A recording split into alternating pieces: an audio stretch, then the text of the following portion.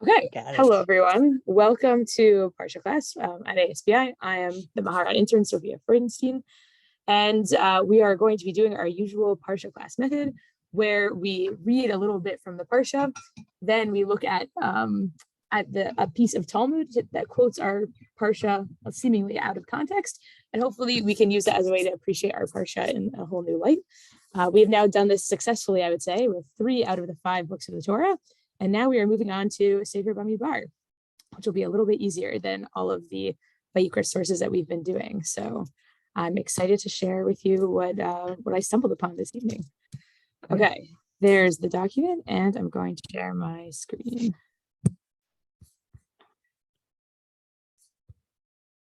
Okay, can we see? Is it showing up? Yes. Amazing. Okay, so Sefer Bamidbar, the book of Numbers. There's a lot of discussion about censuses. There is a census that is to be taken of Bnei Israel in the desert. And there's a lot of discussion also about like the choreography of what exactly it looks like to be Israelites traveling in the desert. And that is a lot of chapter 1, as you can see from the verses that we're going to be reading this evening. There's a lot of psukim for one chapter. Not usually wouldn't have like around 50 plus. That's a lot, but there's a lot of information that is jam-packed even in the first chapter. So I'm excited to read some of it with you this evening. This is particularly going to be about the Mishkan, the tabernacle, and how the Leviim interacted with it. Because we shift from talking about the census and also talking about how the people are traveling the desert, just talking about also how the Mishkan works because they're traveling with the Mishkan. So that's I think the segue that we need to get in. And then we're going to look at a source from Masechet Makot, and then we're going to do another Gemara also. We're going to do 2 Gemaras today. Okay, let's get started. We are reading in chapter 1, verses 38 to 53. V'diber Adonai el Moshe lemor. God said to Moshe, Ach et mateh Levi lo tifkod ve'et rosham lo tisa b'toch b'nei Yisrael. Okay. Now when we're talking about all the census stuff, we're not actually going to count the Leviim. Make sure not to count them within b'nei Yisrael. That's interesting. I guess we can talk about that when we're finished. Okay. Ve'ata hafked et haleviim al mishkan ha'idut ve'al kol kelav ve'al kol asher lo hema yis'u et hamishkan ve'et kol kelav ve'hem yishartuhu v'saviv l'mishkan yachanu. So you'll put the Leviim in charge of the Mishkan, the tabernacle, where the witnessing happened, all the fancy vessels and utensils that you had for it, and it's connected to it, and they will be the ones carrying it and tending to it throughout the camp, right? We have a tradition that the Leviim were the ones that were like playing all the instruments in the temple and in the Mishkan. So like this is some of the things that they would have been carrying. They were the ones kind of in charge. Someone called them the janitorial staff recently, like at school, which I thought was funny. Really? So yeah, so I guess that's a good image. And then this verse, which is what is going to be the main focus for today. Uvinsoa hamishkan yoridu oto haleviim uvachanut hamishkan yakimu oto haleviim behazar hakarev yumat. So in the traveling with the Mishkan, the Leviim will then put it down, and then they'll, when it's being put up, because it was like a big tent, the Leviim will do that. And then this like little point that's tacked on the end is anyone who comes close to it who is a zar, that's interesting. What we're going to try and understand is an outsider, will die. This might remind us when we were talking about Ma'amad Har Sinai many parshot ago, but now we're also close to Shavuot, so it makes sense that we'd be talking about it. There are all these rules about how close Bnei Israel can get to the mountain. So it kind of reminds me of that. There's something that's special and holy that like if you touch it, or if someone who is not supposed to be touching it touches it, they will die. That is what we're going to be focusing on today. Okay. V'chanu Bnei Israel ish al machanehu v'ish al diglo letzivotam. The Israelites will camp troop by troop, each in their own division. And it's almost like an army, like by their troops. This verse, V'ish al machanehu, V'ish al diglo, is also in a zemer from Shabbat, Kol Mekadesh Shvi. It's a very complicated zemer, but it's fun to see like when random things just kind of show up. And so that's in a zemer that some people sing on Friday nights. And then the last verse, V'haleviim yachanu saviv l'mishkan ha'idut, v'lo yeh ketzef al adat b'nei Yisrael v'shamru haleviim et mishmeret mishkan ha'idut. Okay, The Levim, though, like everyone else, was camping by their troops, but the Levim will be camping around the Mishkan, so that ketzef, anger, won't strike the Bnei Israel community, because, like we were saying before, if like people who are not supposed to be there touch the whole area, they will die. And they will be guarding it, guarding the Mishkan from, I guess, seemingly people who should not be touching it. Okay, so that's our verses talking about what the Leviim are doing. I think that I think that feels very technical. We're going to see how a verse that's technical then becomes more important in the Gemara. But I guess before we get to that, I'm curious if people have any initial reactions, maybe about the role of the Leviim. It's interesting that they're not counted. Like, what do we think that's about? And why are we so careful about Bnei Israel not touching that land? I'm curious to hear your thoughts.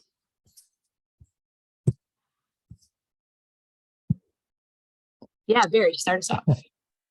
Anybody else want to go first? Probably have a better ideas than I do, but my first thought is the firstborn blew it.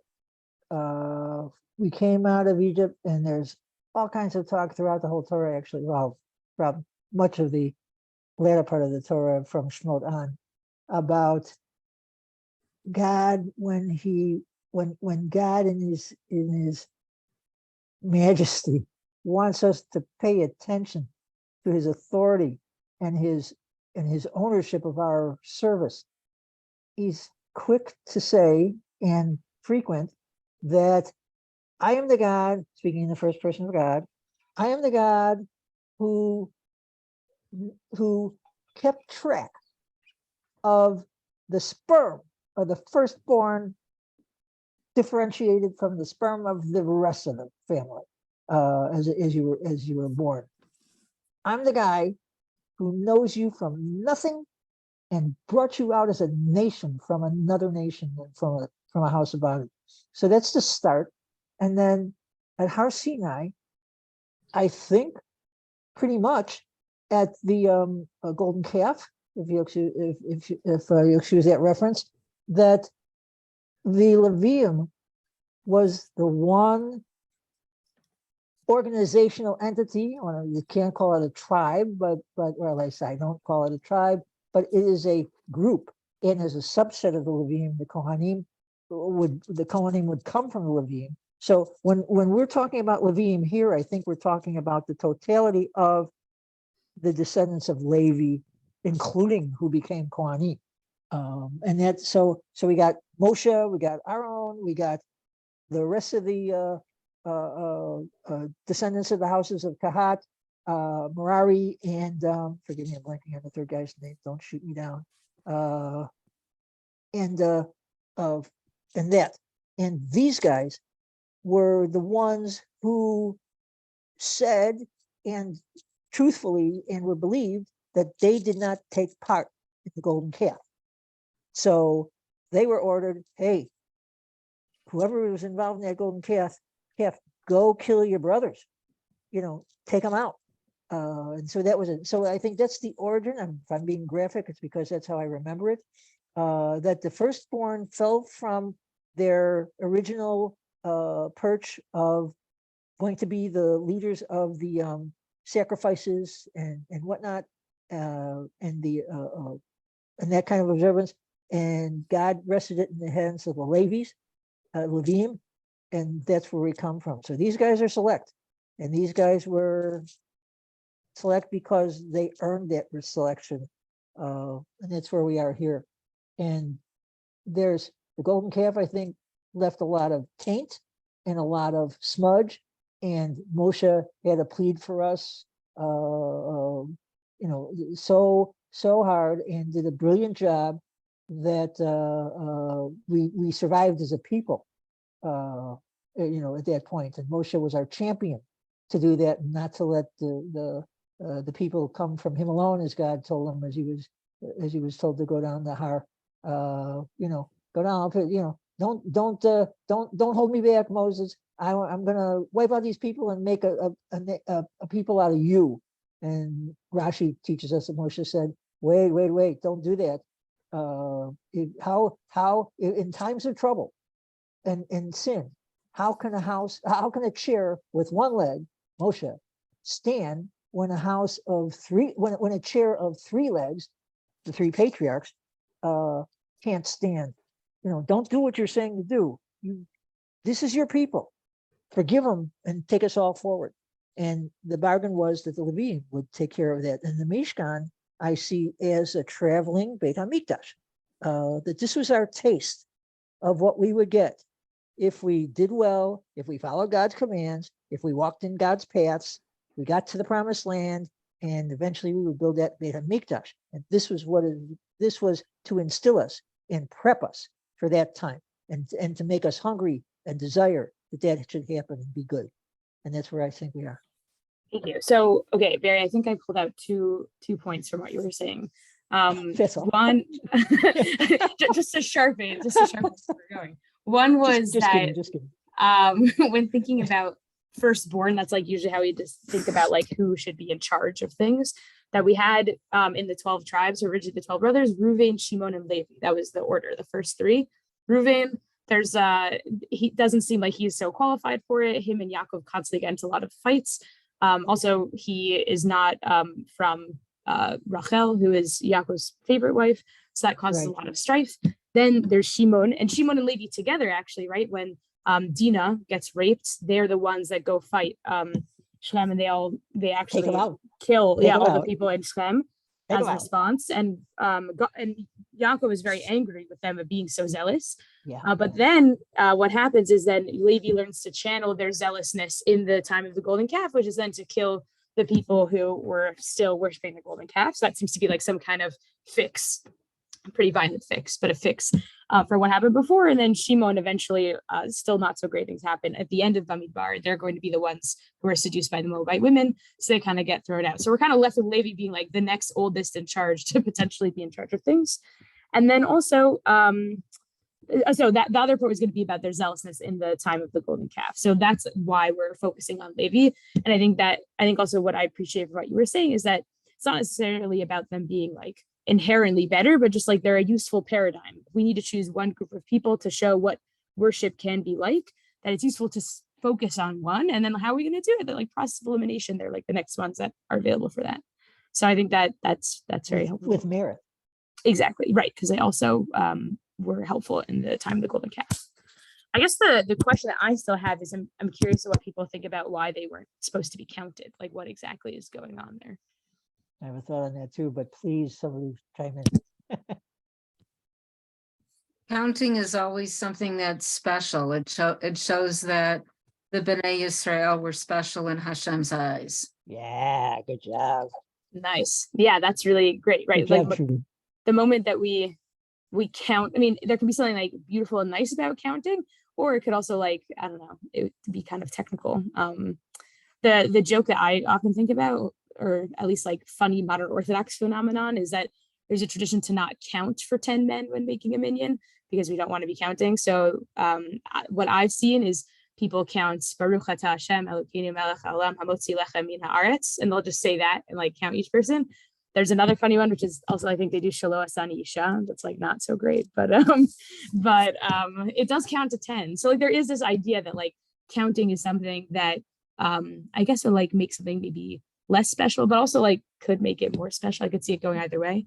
But yeah, eventually it's funny that they have a census here. Eventually, like as Tanakh goes on, we become very anti-census, especially in the book of Shmuel Bet.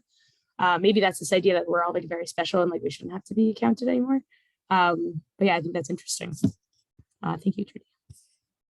And yeah, Barry, go for it. And I'll be brief. Next source. Sure. Trudy, you spot on. Great job. But not but. In addition, Rashi teaches me greatly that not only does the counting set us aside as special and indicate to the world how special we are to God, but the way we count is special. And Sofia, you hit that nail on the head in my mind, because we don't count heads. We count half shkalim. And that's because Rashi tells me that the demons, the negative will forces, the negative powers that are subordinate to God, but nevertheless around us, come out in darkness and at night and whatnot. But also when we count people, we're exposed to these dark forces. The why about that, I don't know, but Rashi tells me that's what's going on. And therefore, and God tells us the method, charge everybody a half shekel, poor and rich, whoever it is, from 20 to 50, charge them all half shekel and count those half shekalim. And that's how you count. But it's the preciousness that makes the count, and it's the method that avoids the demons. And that's what I learned. Absolutely. It's also like a great way to do tzedakah really fast. You Yeah. just get everyone to give a half Yeah, right. The shekel. money goes to the Mishkan or the temple. Totally. Amazing. Okay, let's get to the Gemara sources.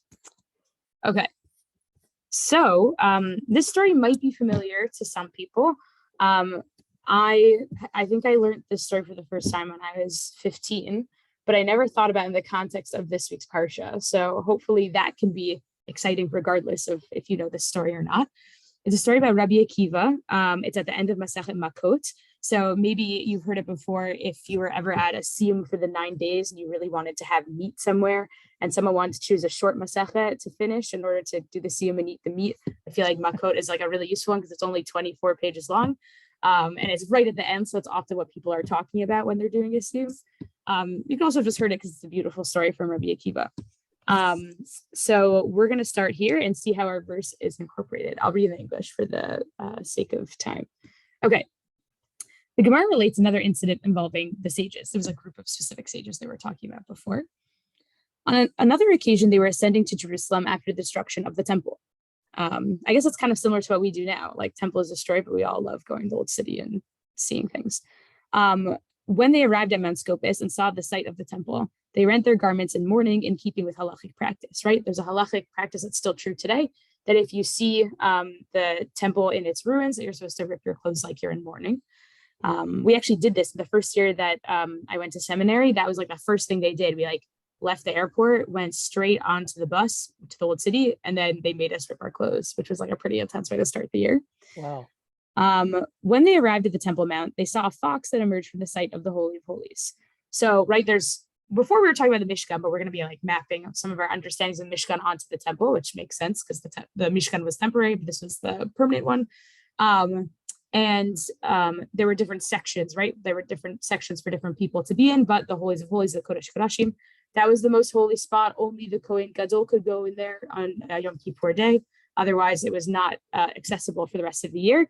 And then what happens? A fox is going through it, right? There's like a deep sadness and irony to it that this was the most holy place of the entire year, of the entire Jewish experience. And only the Kohen Gadol could go in it. And only now, only animals are going through it now. That's how desecrated it is, that a fox, which is also an animal that's kind of looked down upon and is seen as conniving a lot in rabbinic literature, is the one that is walking through it. So it's a deep sadness to this image. Okay.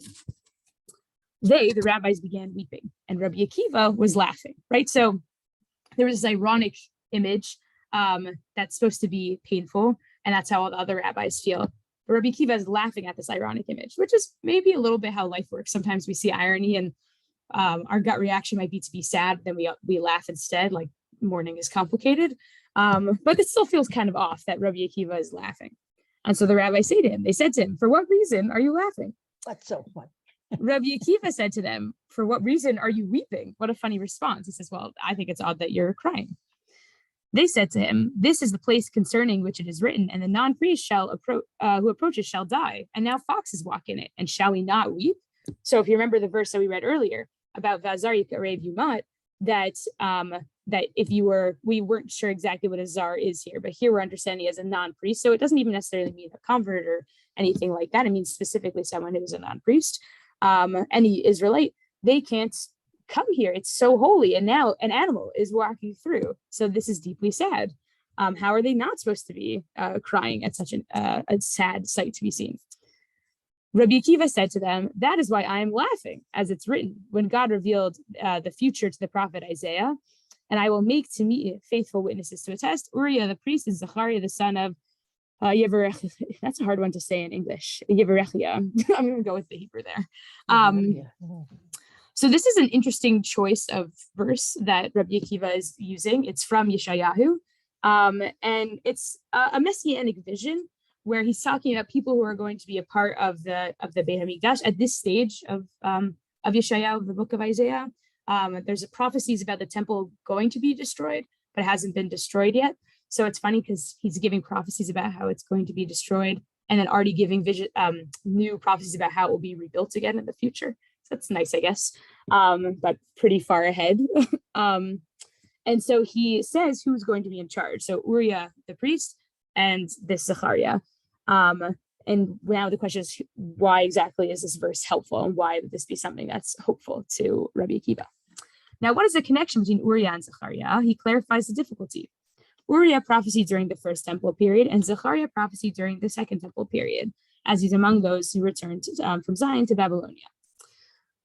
Okay, so let's unpack. It's a little complicated, so I promise that it'll make sense by the end of it, but bear with me, I guess, for the next few minutes. What is being explained here by the Gemara and by Rabbi Akiva is that this verse is talking about two people, and the way that they're reading it is that one person is in reference to a time of the first temple, and the other one is in reference to someone in the time of the second temple. Uriah, we don't have any kind of like prophetic book named Sefer Uriah, but he's understood to be attributed to parts of Yirmiyahu, of the book of Jeremiah. And Zechariah, there is a book, the book of Zechariah, and that is in the second temple time period. He comes with the return of the Jews from Babylon, then Persia, and then back to Israel. And so the verse is talking about those two.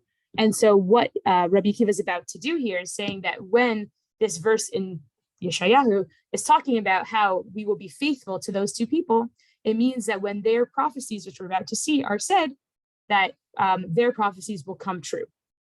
And then that's going to be ultimately what helps give Rabbi Akiva some hope. So let's see what it is. Okay. Rather, the verse established that fulfillment of the prophecy of Zechariah is dependent on the fulfillment of the prophecy of Uriah, right? Because they're both mentioned in that verse. If one of them happens, that means the other one will happen too. So what are they? In the prophecy of Uriah, it is written, therefore, for your sake, Zion shall be plowed as a field. Okay, so this is from the book of Micha, which is also around the same time as Yirmiyahu of Jeremiah. They understand this prophecy to be from Uriah. So don't get too confused by the names. The point is that this prophecy of, therefore, for your sake, Zion shall be plowed as a field, that the temple is going to be destroyed, that is prophecy number one, and that got fulfilled. We see it happening right now when we see the fox running through the Kodesh Kodashim. Okay, but then what's the verse in Zechariah? There shall yet be elderly men and elderly women sitting in the streets of Jerusalem. This is a beautiful image from Zechariah. It actually is written in the Old City today. There's a courtyard that has those verses around it, where they're saying that one day in the Messianic future, we'll see young people, old people playing in the streets once again. So like that's the beauty of it, is that it's like written now in the Old City. And so that is prophecy number two. So to clarify, prophecy number one, Uriah, things are going to be destroyed and bad. Prophecy number two is that things are going to eventually be good and messianic, and we're all going to come together again. And what Rabbi Akiva notices is that, okay, prophecy number one has happened. That means that now it's time for prophecy number two. And that's what he's going to say. Until the prophecy of Uriah with regard to the destruction of the city was fulfilled, I was afraid that the prophecy of Zechariah would not be fulfilled, as the two prophecies are linked. They're in the same psukim. Now that the prophecy of Uriah has fulfilled, it is evident that the prophecy of Zechariah remains valid. So that is Rabbi Akiva now tying all the pieces together. That verse from Yeshayahu says these two prophecies will happen, this bad one and this good one. If the bad one happens, then the good one will happen. We see the bad one. It's a really difficult time. And yet that means that now this good one can be enabled. And so that is why Rabbi Akiva is laughing. He says, wow, this is so amazing. This means that redemption is going to come so soon, even though it feels deeply painful right now. And that's how the Gemara ends. The Gemara adds, the sages said to him, employing this formulation, Akiva, you have comforted us. Akiva, you have comforted us. This actual like formulation, Akiva nechamtanu, might remind us, for those of us who learned Tanur Shalach last week, the story where Rabbi Eliezer is fighting with the rabbis about what halacha is, and then he brings different divine proofs from heaven, and then we pivot to Eliyahu Hanavi being in heaven and telling us about what was happening up there. And God says, my children have defeated me, my children have defeated me. It's like a similar formula there. Nitzchuni banai, Nitzchuni banai. This is Nichamtanu Akiva. So that's an interesting parallel. If we're looking at Gemara in a linguistic kind of way, that's interesting. That's how the story is ending. But yeah, the rabbis are like, great, that's a great read, Rabbi Akiva. You just showed us how this very sad image could actually be a way to be hopeful about what's to come, that this is step one, but that means that step two is on its way. And that's the end of Masechet Makot, which is a pretty dramatic ending. But to zoom back for a moment and to remember, like, why exactly did we talk about this? It was all based off of our original verse that we should be upset when we see a non-Kohen in the space of the Mishkan or any kind of holy space. And that's where this sadness gets started. I personally find that really meaningful because sometimes having a verse that talks about like not everyone having access to the holiest place in Judaism can make me upset, but or I find it like problematic or like not something I care about. And then when I see in the context of this story, which I actually think is like the secret methodology of like why I wanted to do this class, of like sometimes we need to see things in a different perspective in order to appreciate them to begin with. So like a verse that made me like kind of upset in Bamidbar, I see it in this story, and it leads to this like beautiful story about Rabbi Akiva laughing and the rabbis crying, and then somehow I imagine that he's like turning them all to like laugh along with him, and which I think is a really beautiful image. So that is why we brought the story here, originally to talk about that verse, but it's really, there's so much to say about the story in and of itself. So I guess before we move on to the source after that, I'm curious if people have any thoughts, reactions, questions. Maybe the verse is still problematic to them. Like maybe having a cute story like doesn't like do away with the problems that come with it. But yeah, I'm curious to hear what you think.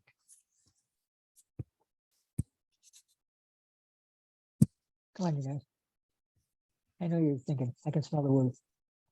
You know, joke my dad told me. Thank you.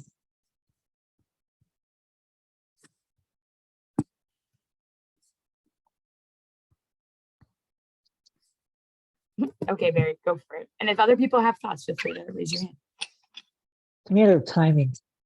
Some things take practice. Some things take patience. But the one formula that runs through my head in Haftarah and in Torah and other holy writings is walking in God's paths and doing right. And then Haftarah about when we're all kvetching and complaining about fasting and doing and sacrificing, and God says, you know, don't bore me with your fasts and your sacrifices. Walk in my ways, do this right, do that right, you know, take care of the widow and the children and the orphans, give justice to the needy and the impoverished, you know, take care of them. And that's how you gain my attention and my affection. And that's what we got here. And it becomes a matter of how old you are versus how young you are, and maybe your gender, because of the system that we have. And what consolation you get or don't get, because the older you are, the more you think maybe, or the more I think maybe, because I'm getting older by the minute, that I won't be around to see this in a normal lifespan. I got to hope that there is a life to come, and I got to hope that I merit to get in there, but I'm not going to, my flesh and my eyes are not going to see this in my corporeal being. So, you know, I'm kind of glad it's there, but what good does it do me? I've got to be motivated to walk God's ways. When the young people might have hope, you know, thank you, Rabbi. Maybe, you know, the better we go and the more we do in these paths will get us there, and maybe we'll be around to see it. And that's where I think that could be going, and that's how it affects me. And like you said, that Rabbi Akiva says, at least it's there. The good news is we're not done with the bad. The bad stuff doesn't finish our existence. There's good stuff to come. Do your best and be patient with that. And God will provide. That's why I see this. And I think you inspired me to say that.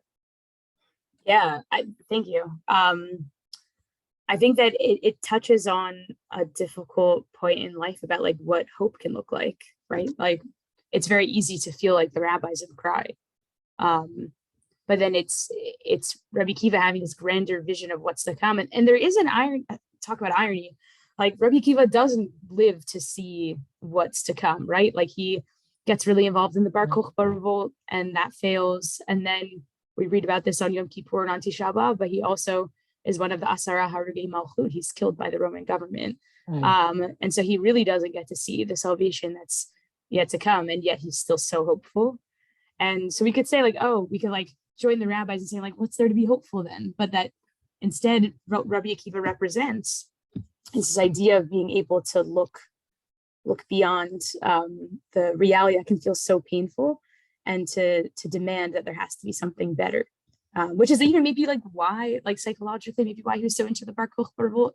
I'm sure a lot of people had lost hope at that point of gaining any kind of Jewish sovereignty again. And yet like that rebellion was successful for a few years. I don't know, there's a Jewish history teacher in the room that could confirm, I think it was 132 to 135 CE, in which the fighting happened, in which like it seemed like maybe there was a chance that it was going to come back, but it didn't. And yet Rabbi Kiva still hoped. And I think that that's like a really beautiful message of resilience. And then also like extra beautiful now that like nowadays in modern day Israel that verse in Zechariah like it's like prominently like all over the place architecturally, that hope can still come even thousands of years later. So thank you. Any other comments? But so the also belief, yes, you were correct on the years, by the way. Thank 2.5 years of sovereignty. But what I mean, there's hope, but I mean, this isn't just like hope for better times. This is more than hope. I mean, this is this is belief enough that you would give your life for it, which Rabbi Akiva did. Which he did. Yeah.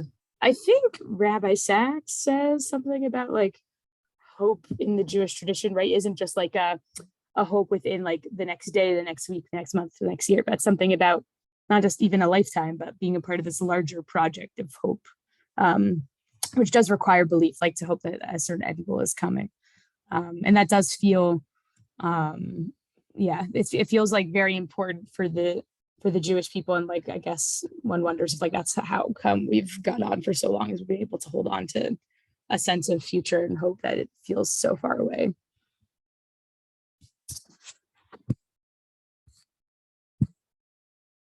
Okay, I think Barry, for the sake of time, because I wanted to do another Gemara source, we're going to move on. I was only going to do one Gemara source, but I'm currently in an intensive right now about conversion in halacha, and a section came up about our verse again that I actually think like touches on some of the issues that we've discussed. So I want to go through with you.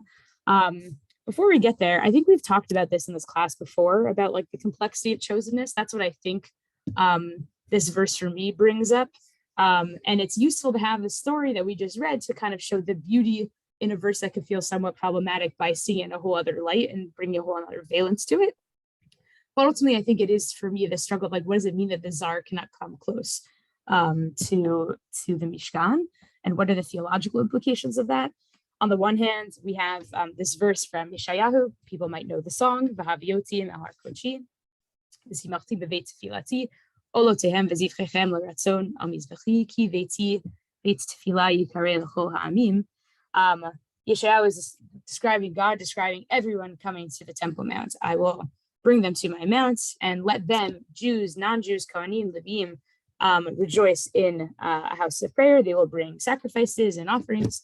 They will be welcome on my altar, and my house, the temple, will be a house of prayer for all people. L'chol ha'amim. So that seems to be like some kind of messianic vision of like everyone is going to be a part of this, no matter their gender, their status, their religion. They're all going to be a part of the temple together. And yet we have a sense of Kedusha that we are a Goy Kadosh, we are a holy nation. And that means that we are somehow separate from those people. I have this verse from Breshit when God is talking, when we're hearing about God creating Shabbat as different, right, from the rest of the days. That is Vayikadesh Oto, that God sanctified Shabbat and made it different. And maybe there are parts of chosenness or a sense of illusion that can make us feel complicated, but I think we all can appreciate that Shabbat being on one day of the week and not having Shabbat every single day of the week is like actually what makes it special. So we have that as a struggle. We also have, and I think this is even more relevant to this specific case about the land, that when God first appears to Moshe at the burning bush, God says that you should not have your sandals on the land because it is holy ground. There's something about the ground being holy that you have to interact with it differently. And here it's like a beautiful, intimate moment between God and Moshe when he's asking him to take off the shoes. And so that I like. So like there I don't feel the same kind of like problematic aspects as I would in the verses that we saw. And I think now this is the last verse I want to show you a story that I think kind of touches on all the complexities about the chosenness. On the one hand, seeing the sense of universalism as an ideal that God is the God of all people, regardless of Jew, non-Jew, Kohen, not Kohen. But then also recognizing that there is something special about keeping something special. And I think this story kind of brings in all the complexity together. So this story is from Masechet Shabbat. There is a list of stories about non-Jews that come to Hillel and Shammai and ask to become Jewish. And then they get different responses from the two of them in like a classic Hillel and Shammai fashion, where Shammai is going to be more strict and more black and white, but then Hillel is going to be more loving and compassionate. Ultimately, we come from a tradition of Beit Hillel and not Beit Shammai. But it's important to see the range of opinions. Sometimes we have to see an opinion that's different of ours in order to appreciate ours more. Mm-hmm. And it's a really fun list of like interesting people that come to ask for conversion. And that's why we were talking about this intensive this week. And so this story, I think, kind of hits on the nail, some of the complexity. Okay. All right. There was another incident involving one Gentile who was passing behind the study hall and heard the voice of a teacher who was teaching Torah to his students and saying the verse, and these are the garments in which they will make a breastplate and ephod, etc. So a non-Jew walking around, passing by the Beit Midrash. There was also this understanding that Jews would not teach non-Jews Torah at the time. That's its own interesting halachic conversation, but probably out of fear. They were scared to teach Torah. But that's why it's interesting here that the non-Jew is walking by, is not actually inside the Beit Midrash. Okay, and he overhears a verse about the Mishkan, and specifically about what the Kohanim were wearing, which we also talked about in this Parsha class before. And so he hears a breastplate and ephod. Wow, like this is very fancy. Okay. The Gentile said, these garments, for whom are they designated? He wants to know, like, who wore these things? The student said to him, for the high priest. This is for the Kohen Gadol, very fancy. The Gentile said to himself, I will go to convert so that they will install me as high priest. So the convert says, wow, I really want those clothes. So I'm going to become Jewish so that I can become a high priest and wear those clothes. Okay. Let's see how that goes with that kind of intention.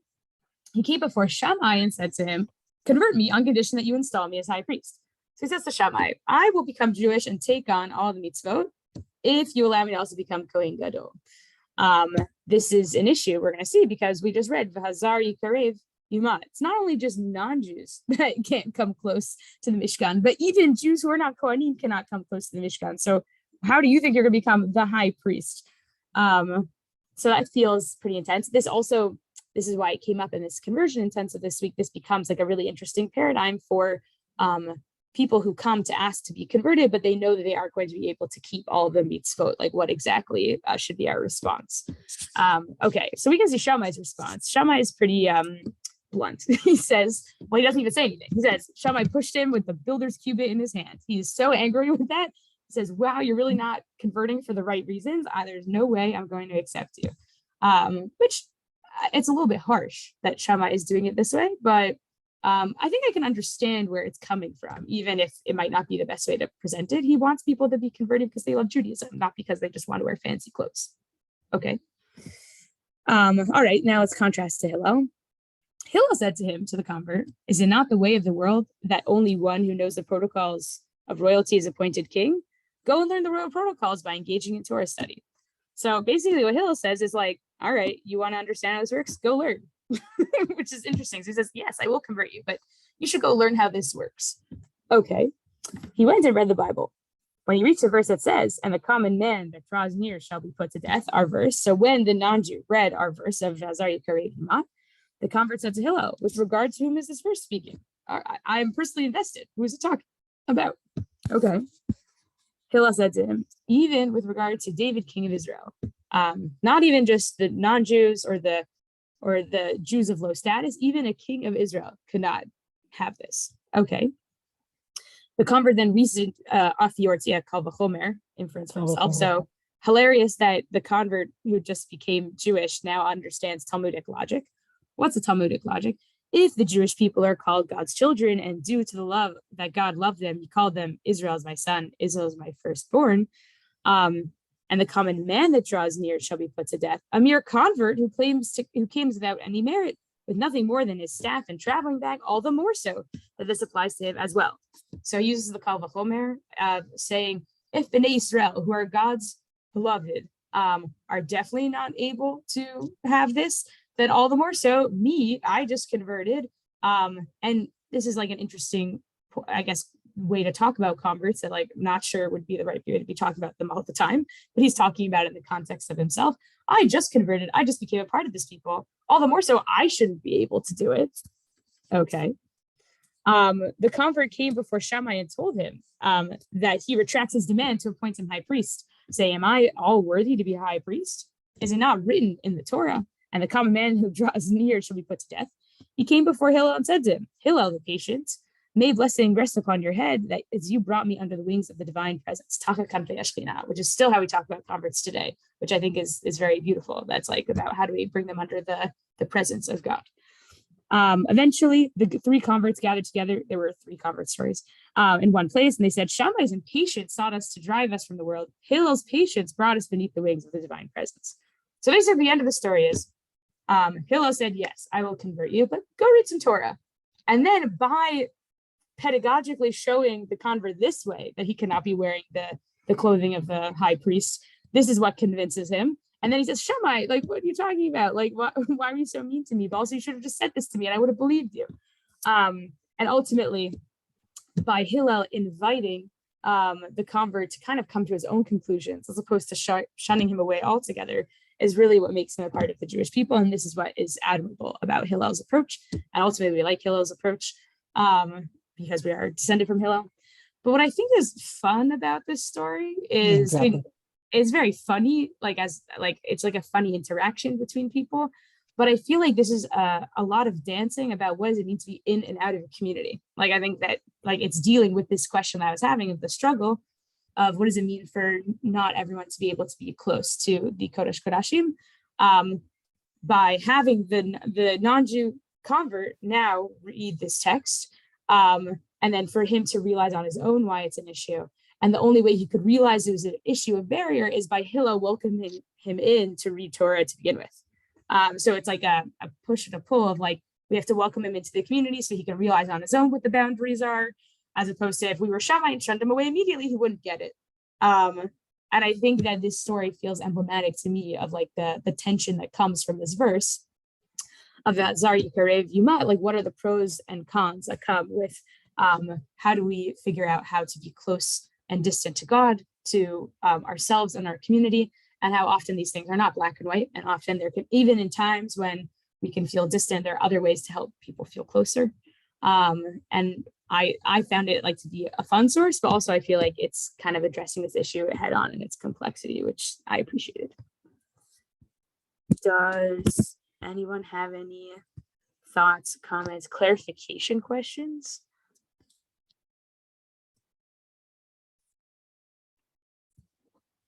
I'll wait my turn. Anybody, please? Does anyone else want to go before Barry? Please. I'm begging.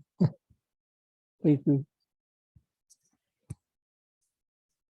Go for it. The word patience is slapping me in the face to wake me up. It's absolutely true. And I was thinking when you were speaking before you read this passage that it ties together when one thinks about even the people, even the Chachamim, who are talking about the bad news, and then it happens, and Hillel delights that means the good news will eventually come in its time, putting it my way, but that's what he's got to be believing in my head. That I and you made comments on it.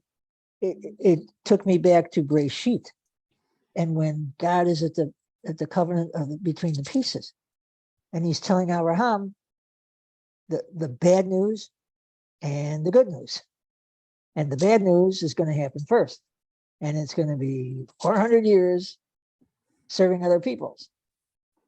Then the good news, your descendants will come out, and they will inherit this land, and that's benefit delayed. And God Himself, with what Rashi teaches me, that God Himself comments to Moshe Rabbeinu about the Moshe, when he dies and rises, he will not have crossed the Jordan River, but he will have seen the land from the top of the Har, or whichever one of this, whatever name is the right name of the Har, but right there out in Moab, right outside of the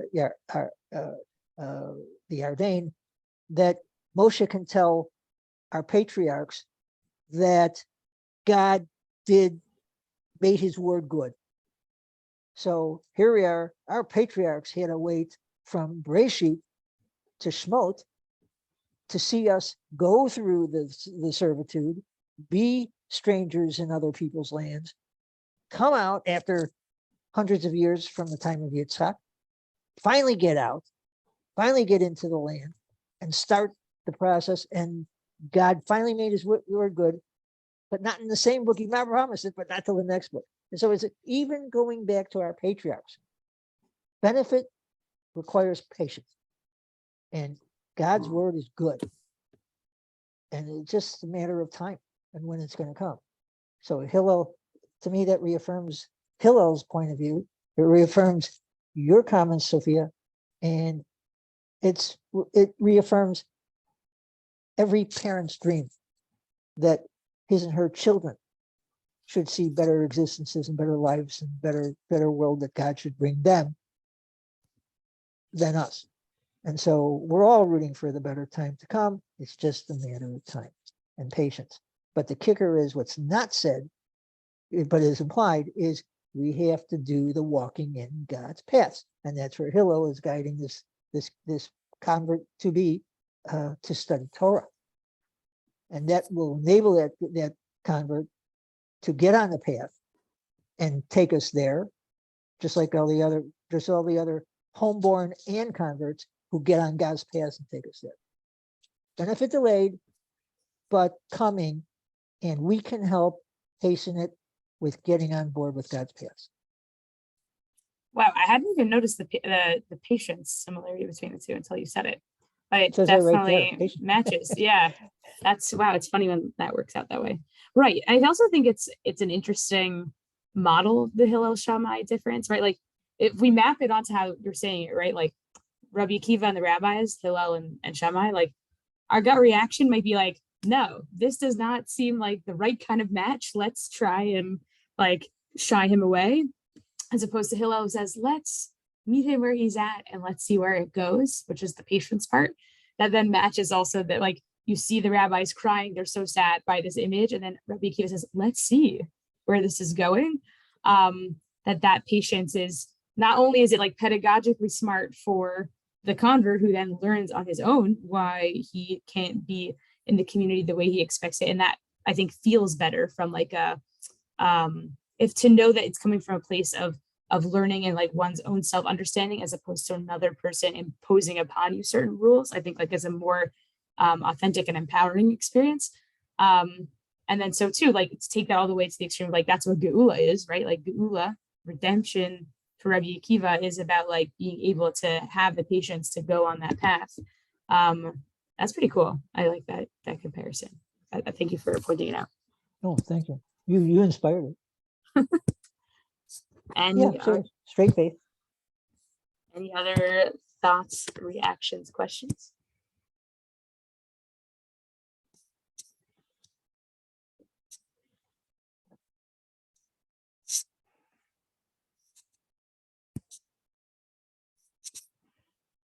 Okay, well, I'm gonna stop sharing my screen. Okay. Hopefully seeing the sources, these two Gemara stories that quote the verse from our source in Bamidbar today, help us think about it a little bit differently. It seemed almost like a throwaway line when we read it in Bamidbar, and all of a sudden, like entire worlds were created by having these stories about that one throwaway line. A story that taught us about the power of hope, a story that taught us about the difficulty of what it means for people to be a part of our communities or for communities to function in general, but also how do we get close to God and who gets to be a part of that, and the dance that often comes with these things. And hopefully having these understandings of our verse today will help us feel a little less bored by the beginning of Bamidbar, which is a lot of technicalities. So yeah, thank you for spending your time with me this evening. And hopefully see you next week. Be in touch in case there are any issues. I will write my email in the chat now if for some reason we have trouble getting in touch. I'll put in the source sheet too, so that when I close the Zoom, you have it. That's probably a smart thing to do. And yeah, have a good night and hopefully see you soon. Be well. Great Thank class. you. Thank you. Thank you, Bye. Sophia. Thank you, everybody.